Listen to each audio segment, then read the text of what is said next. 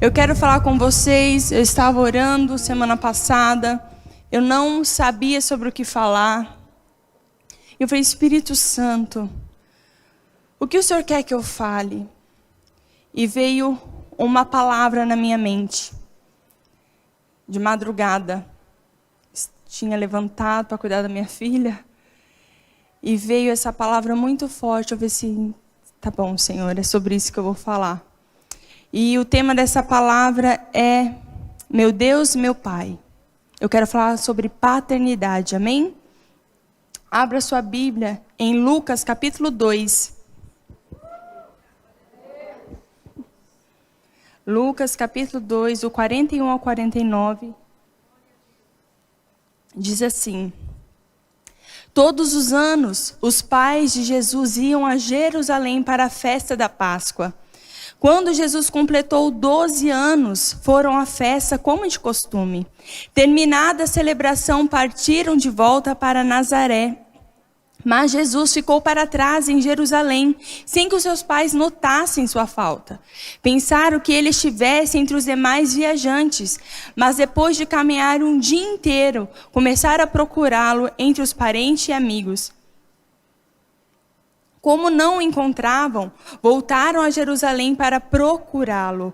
Por fim, depois de 3 dias, acharam Jesus no templo, sentado entre os mestres da lei, ouvindo-os e fazendo perguntas. Todos que o ouviam se admiravam de seu entendimento e de suas respostas. Quando o viram, seus pais ficaram perplexos. Sua mãe lhe disse, filho, por que você fez isso conosco? Seu pai e eu estávamos aflitos, procurando você por toda parte. Mas por que me procuravam? Perguntou ele. Não sabiam que eu devia estar na casa de meu pai?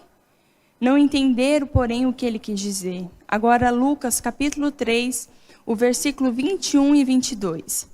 Certo dia, quando as multidões estavam sendo batizadas, Jesus também foi batizado. Enquanto ele orava, o céu se abriu e o Espírito Santo desceu sobre ele em forma corpórea, como uma pomba.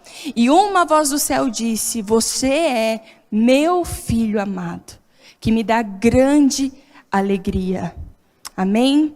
Senhor Jesus, fale conosco. Bem, na Bíblia, as primeiras aparições de Jesus são ao seu nascimento, aos 12 anos de idade, aos 30 anos, quando ele inicia o seu ministério. E nós lemos aqui 2 passagens, aos 12 anos e aos 30 anos. E aos 12 anos, Jesus está mostrando aqui quem ele era, o Filho. Ele diz para sua mãe, fala, mamãe, onde eu estaria se não fosse na casa do meu pai?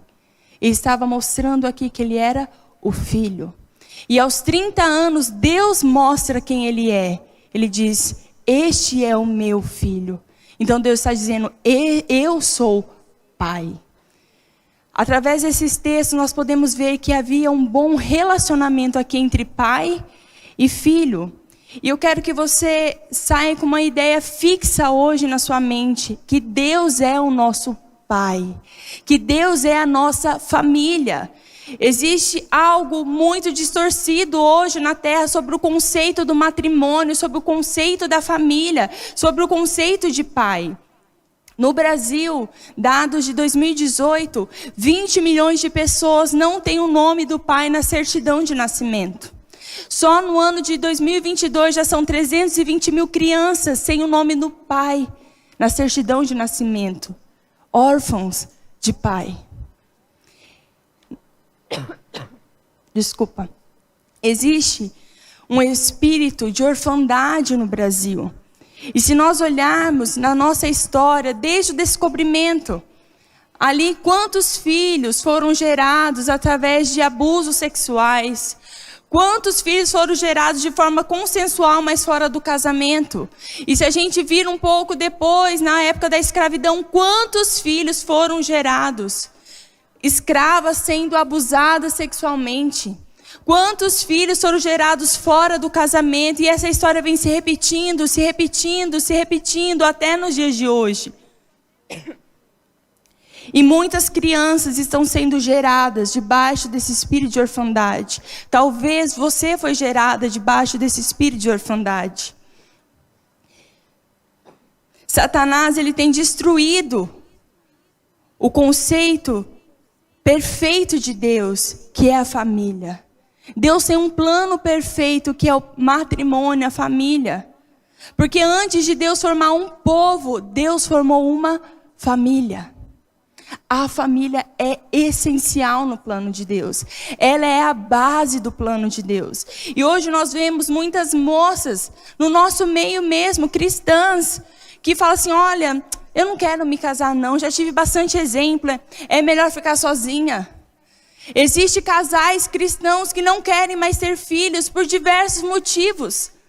Mas esse não é o plano original de Deus. O inimigo já conseguiu deturpar o plano perfeito de Deus nas nossas mentes, na nossa realidade de hoje. E talvez você possa se perguntar, como eu vou saber que Deus é pai se eu não tive um? Como é ser filho de Deus se eu nem sei o que é ter um pai? Como entender que Deus é pai se eu nem tive um? Ou então, você pode até ter tido um pai, mas ele foi tão ausente. Existem os filhos órfãos de pais vivos. E a família, ela é tão fundamental na educação, na socialização do ser humano. A família, ela gera referenciais. As pessoas que crescem sem pai, sem mãe, elas crescem com feridas profundas. O meu pai cresceu sem mãe. E ele fala que ele teve muitas feridas, muita insegurança, muito sentimento de rejeição, que era menor que os outros, porque ele cresceu sem a mamãe dele.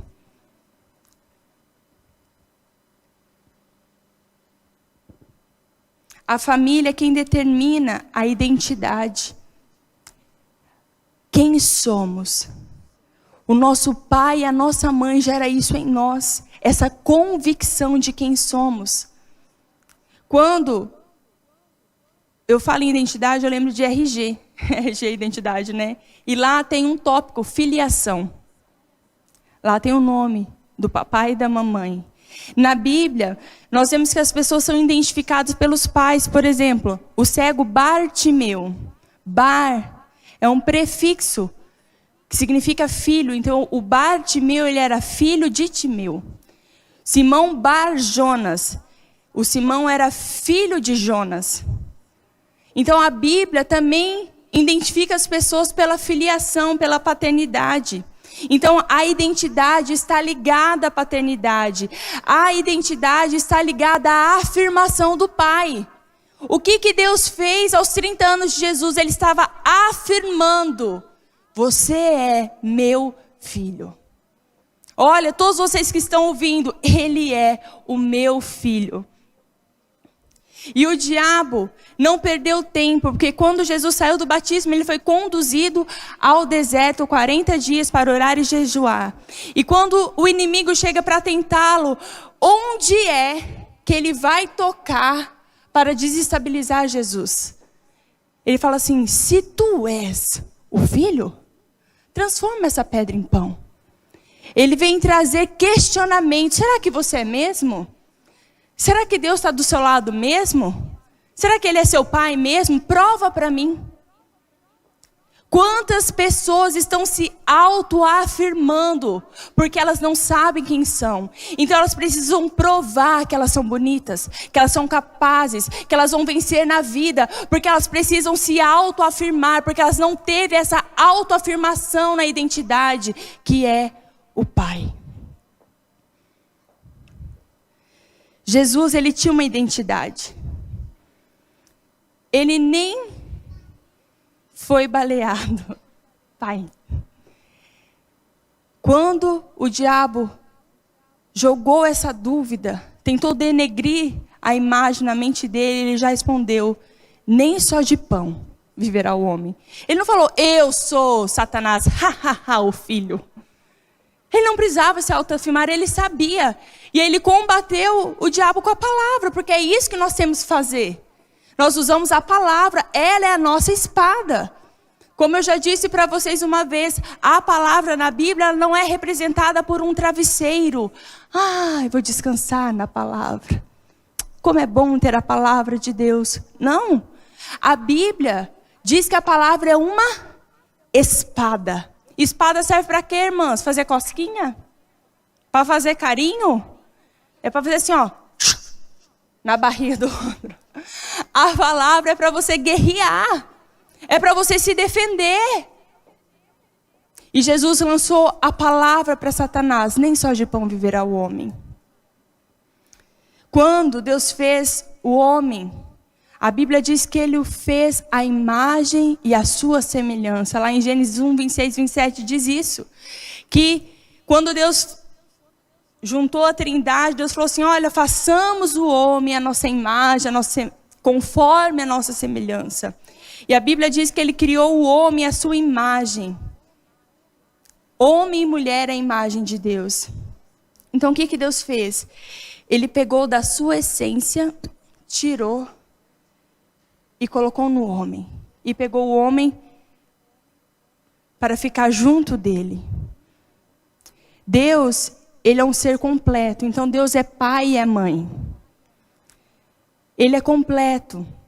Nele não há falhas. E qual é o papel do pai, qual é o papel da mãe? Você já parou para pensar sobre isso? Pai, ele traz a proteção, a provisão, a direção, o limite.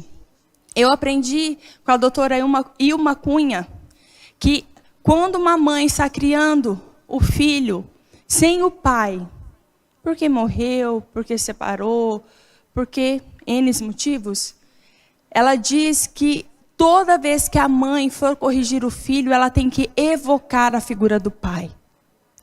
E então você tem que falar assim, se o seu pai estivesse aqui, ele não deixaria você fazer isso e por isso eu vou te corrigir. Porque a autoridade é do pai. Porque é o pai que traz limite, porque é o pai que traz direção. Deus criou o homem com esse papel. E qual é o papel da mãe? É o papel de nutrição. É o papel de gerar vínculos. É o papel de trazer a organização na família, ou a organização no lar. Você já viu uma família sem a mãe? Ele fica perdido, não acha nada, não acha meio, não acha cueca, não acha o açúcar, não acha o pó de café, não acha o sal. É desse jeito. Por quê? Porque a mãe é quem traz a organização na família. E a família, como eu já disse, ela gera identidade na vida do indivíduo. E o conceito espiritual de identidade é filiação. Em Efésios 1, o versículo 4, 5 diz assim: mesmo antes de criar o mundo, Deus nos amou e nos escolheu em Cristo para sermos santos e sem culpa diante dele. Ele nos predestinou para si, para nos adotar como filhos por meio de Jesus Cristo, conforme o bom propósito de sua vontade. Então Deus nos adotou. Ele tinha um povo, Israel. Mas ele nos escolheu e por isso nos adotou. E o que seria a adoção? Então, Deus tira o homem de dentro de si e coloca do lado para andar junto com ele. Só que entra o pecado. E o pecado, ele é brutal, ele separa o homem de Deus. Então Jesus vem e cumpre o plano e o propósito de Deus, morrendo na cruz e ressuscitando. E nos religando a Deus. Então Jesus passa a morar dentro de nós, sabe por quê? Para você nunca mais viver sozinho. Para você não ser órfão. Isso é a adoção do Senhor. Quando um casal, ele vai ter filhos de forma natural, eles não sabem se o filho vai ter cabelo liso, cabelo enrolado. Eles não sabem se o olho vai ser claro, se vai ser escuro. Se vai parecer com a mãe, se vai parecer com o pai. Não tem como escolher o sexo do bebê. E o lindo da adoção é que o pai escolhe o filho. Ele vai lá e fala, é esse aqui que eu quero para ser meu filho. E foi isso que Deus fez. Deus te escolheu. Deus não foi enganado a seu respeito. Deus, Ele sabia da sua realidade. E Ele olhou para você e te amou. Ele falou assim, é essa que eu quero que seja minha filha. Ele sabia de todas as suas dificuldades e defeitos. E Ele te escolheu. Ele nos deu o direito de sermos filhos. Mas para muitas pessoas a palavra pai não soa muito bem. Porque não teve pai. Porque o pai abandonou. Porque o pai foi ausente. Porque o pai era violento. Porque o pai era bêbado. Porque o pai não deu provisão. E aí vamos ter vários exemplos de pai. Porque o pai às vezes estava dentro de casa, mas não tinha voz, não se manifestava. E muitas vezes, tem pessoas que vão orar, vão se relacionar com o Senhor, e elas conseguem chamar Deus de poderoso, de rei, de soberano. Jesus é o Salvador, majestoso Senhor, mas elas têm dificuldade de dizer, Pai. O meu Pai cuida de mim. Satanás, ele conseguiu distorcer quem Deus é, Pai. Porque Jesus veio na terra, sabe para quê? Para revelar o Pai. Jesus veio na terra somente para isso, para revelar que Deus é Pai. Ui, só um minutinho, irmãs. Deu tilt aqui.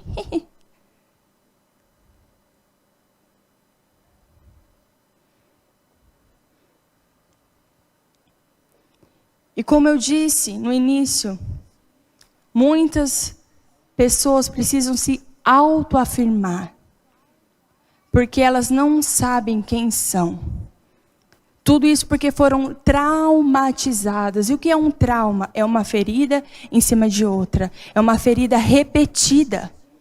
É como se fizesse uma ferida e viesse uma lente sobre o que é o pai, uma lente que distorce, aí fere de novo outra lente, a pessoa não consegue entender, às vezes até entende, mas as feridas não deixam que ela consiga viver e desfrutar disso. Quando Jesus nos ensinou a orar, Ele nos ensinou assim, Pai nosso que estás nos céus. E a maioria das pessoas fala assim, Senhor, muito obrigado por esse dia. Deus poderoso, grande. Em Lucas 15, do 11 ao 32, conta a história de uma família, de 2 filhos. É a parábola do filho pródigo. E o pai, ele representa a figura de Deus. E como eu disse, ele é completo em si. Ele é o pai e a mãe. E ele cria esses 2 meninos debaixo dos princípios de Deus. Só que em um certo momento da vida, o filho mais novo, ele chega diante do pai e fala assim, pai, eu quero a minha herança. Eu quero ver minha vida. Eu gostaria que o senhor me desse a parte que me pertence.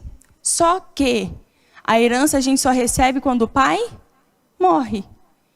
Então isso nos diz que esse filho já tinha matado o pai no coração dele. E ele vai embora para bem longe, vive muito tempo bem, muito dinheiro, festas, amigos, mulheres.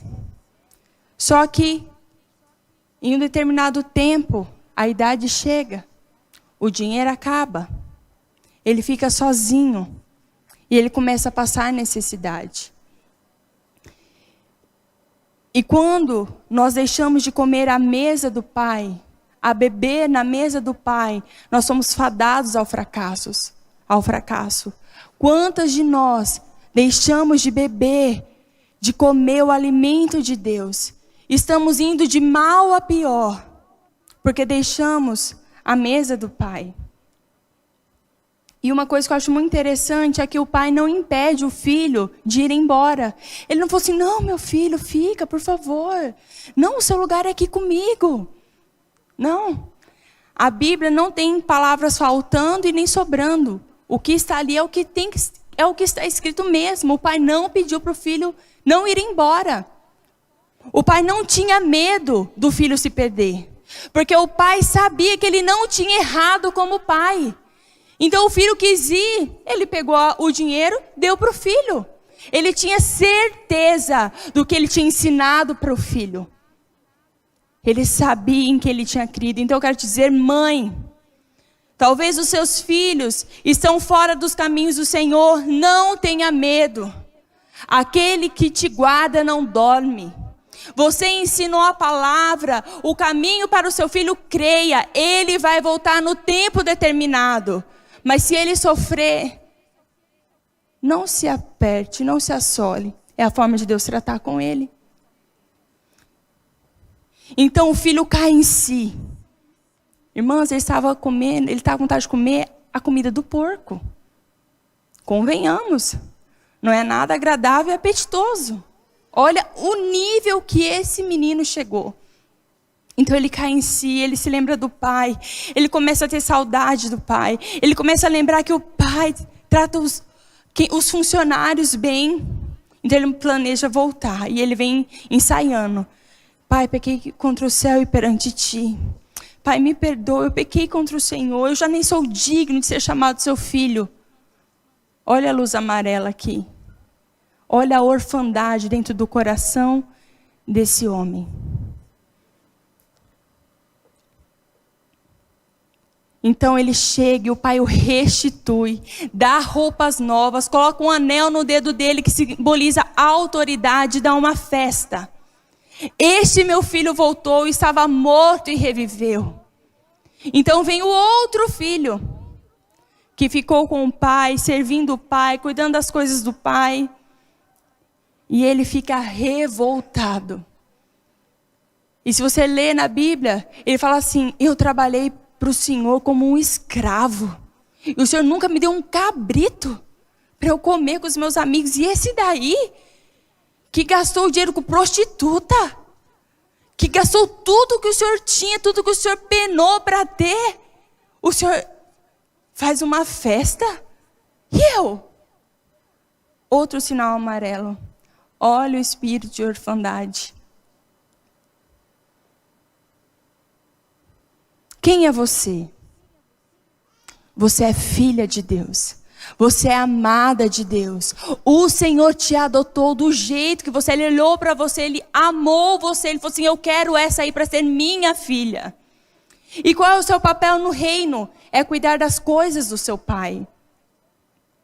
Em Romanos 8, o versículo 14 ao 17 diz assim, porque todos que são guiados pelo Espírito de Deus são filhos de Deus, pois vocês não receberam um espírito que os torne de novo escravos, medrosos, mas sim o Espírito de Deus que os adotou como seus próprios filhos. E agora nós os chamamos de Abba, Pai.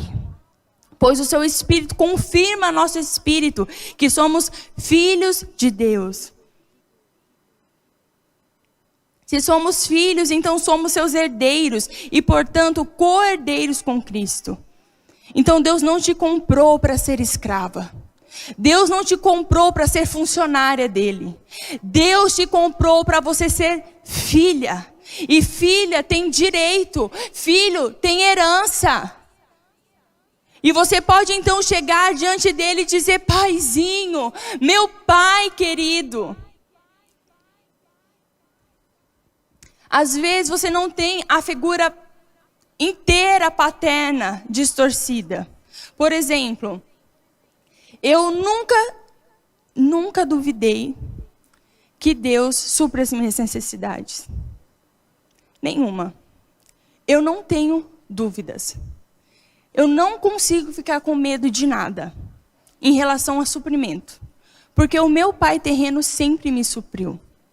Ele nunca deu tudo que eu gostaria que ele me desse, mas ele sempre me supriu. Eu nunca precisei me preocupar se a luz tinha sido paga ou não, se a água tinha sido paga ou não, se ia ter almoço, se ia ter comida na hora do almoço. Sempre teve, meu pai sempre me supriu. Então eu me casei. E aí às vezes a gente encontra dificuldades financeiras. E eu falo assim para o meu marido, amor, Deus vai suprir, ele é o dono do ouro da prata. Eu falo para o meu pai assim, pai, dinheiro não é o problema, dinheiro é a solução. Deus, imagina, o que é dinheiro para Deus, gente? Não é nada. Ele dá um serviço, ele dá um bico, ele manda alguém te dar uma oferta, ele faz o dinheiro aparecer na boca do peixe.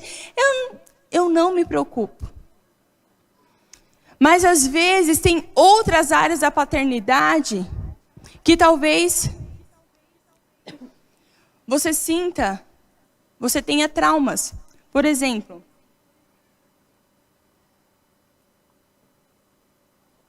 quando eu estava grávida da minha filha, e eu entrei em trabalho de parto com 27 semanas. Às 3h30 da manhã, mais ou menos, acordei com a contração. E eu fiquei tão magoada com Deus. O resto da minha gestação, eu tive que ficar de repouso absoluto. Eu tive que tomar muita medicação para que a minha filha, para que meu corpo segurasse ela. Ela estava bem, a placenta estava normal, só que o meu corpo já estava querendo expelir ela de dentro de mim. E eu não tinha entendido, eu não tinha percebido que eu tinha ficado magoada com Deus. Eu fiquei de fato. E depois a minha filha nasceu, no tempo gestacional correto, foi tudo bem. Só que, no decorrer do meu maternar, eu comecei a perceber a minha dor. E eu falava assim, Deus, por que comigo? Por que o Senhor não cuidou de mim? Por que o Senhor deixou que isso acontecesse comigo? Eu sou sua filha. Por que o Senhor não estava aqui cuidando de mim? Eu me senti abandonada por Deus. Eu me senti sozinha. E eu nem tinha percebido, eu deixei aquele sentimento me dominar. E quando a minha filha já tinha 1 ano, mais ou menos, praticamente, foi quando eu percebi. E sabe quando você se sente abandonado e você pega a pessoa e faz assim, oi, tudo bem? E eu orava, eu buscava a Deus, mas era tipo assim, tá bom, Deus, o Senhor é Senhor, o Senhor é bom. Vou te servir, né? E quando eu percebi, eu comecei a pedir perdão. Senhor, me perdoa. E aonde está essa ferida no meu coração? Senhor, onde eu fui ferida que eu acho que o Senhor me abandonou enquanto eu precisava? Existe a síndrome do filho perfeito. E às vezes você está tentando ser perfeita para Deus te amar. Porque é como se fosse uma troca. Eu faço tudo corretinho e Deus me ama. Então, eu tenho que orar bastante, tenho que ler bastante a Bíblia. Você tem que fazer isso mesmo, tá? Bastante. É sobrevivência, irmãos. Mas às vezes a gente está nessa síndrome porque eu tenho que fazer alguma coisa para ser digno do amor de Deus. Eu quero te dizer algo. Eu amo a minha filha, Gabriela, independente do que ela faça. Eu amo ela. Eu amo, eu morreria por ela. Eu tiraria qualquer dor que ela está sentindo e sentiria, nem que se eu tivesse sentido 100 vezes mais, eu não ligaria. Eu não ligaria, eu faria de tudo para minha filha não sofrer, para proteger ela. Eu amo ela. E quando ela me desonra, quando ela é malcriada, aquilo dói no meu coração, mas eu amo ela igualzinho eu amava 1 minuto atrás. Não mudou o amor. É igual. Eu quero te dizer algo. Deus não vai te amar menos ou mais porque você faz alguma coisa boa ou não. Deus te ama. Ele te ama, Ele te amou tanto que Ele foi lá no orfanato e falou assim, olha, é aquela dali que eu quero adotar, eu quero ela para mim. Eu quero cuidar dela, eu quero ser o pai dela, eu quero ser a mãe dela, eu quero suprir as necessidades dela. Deus é pai. Deus é pai. Ele é o seu pai. Ele supre as suas necessidades. Você pode dizer, Abba, pai, paizinho. Paizinho querido. Ele te ama. É claro que você pode agradar Ele ou não. Por exemplo, quando a minha filha age de alguma forma desrespeitosa, ela me desagrada. Mas quando ela é amorosa, educada, querida, quando ela é obediente, ela me agrada. Só que ela me agradar ou não, não muda o meu amor por ela. Deus te ama. você sujo na lama do pecado, fedido. Deus te amou ali. Mas você pode decidir agradar Ele ou não. Quando ele olhou para Jesus e falou assim: este é o meu filho que me agrada. E Deus pode olhar do céu e dizer: essa é minha filha que me agrada. Mas você não tem que provar nada para Deus para ser digna de ser filha dele. E Ele não tem que provar mais nada para você. Igual eu queria. Como que Deus me abandonou? Eu queria que Ele provasse para mim. Como Ele deixou eu passar por isso? E por que não eu não poderia passar por isso, não é verdade? Todo mundo pode sofrer e eu não? Todo mundo pode sofrer e você não? Não importa se está difícil, Ele é o nosso Pai. Eu não sei qual foi a figura de pai que você teve aqui na terra, mas eu posso te dizer que ela afetou diretamente como você vê a Deus. Se você não teve pai, você tem uma grande dificuldade de entender que Deus é pai. Se você teve um pai ausente, você vai ter dificuldade de se sentir seguro no Senhor. Se você teve um pai violento, que abusou de você, imagina, a figura que tinha que te proteger fez uma coisa tão nojenta. Como entender que Deus é pai? Ele é pai. E Ele está aqui nessa noite para te abraçar e para curar o seu coração.